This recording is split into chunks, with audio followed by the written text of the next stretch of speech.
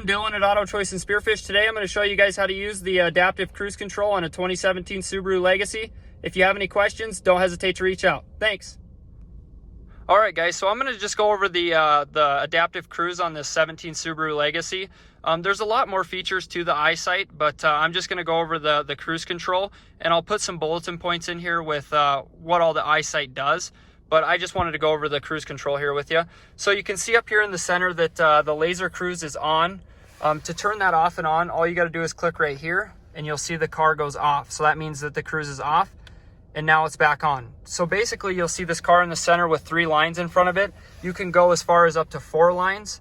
And what that is it's the distance between the car in front of you and you. So those are car lengths. So if you want to follow somebody closer, you just go down or you go up. Right there.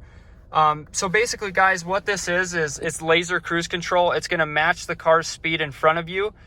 So if somebody cuts you off or something like that, this car will actually come to a complete stop if that car comes to a complete stop in front of you with the cruise control set. And then if somebody cuts you off, it'll actually just match the speed in front of them. And then if you get in the passing lane again, it'll just go back up to your cruising speed. So you don't ever got to touch the brake or gas. This feature is really handy. If you guys have any questions, give me a call, 605-490-5284. Thanks, guys.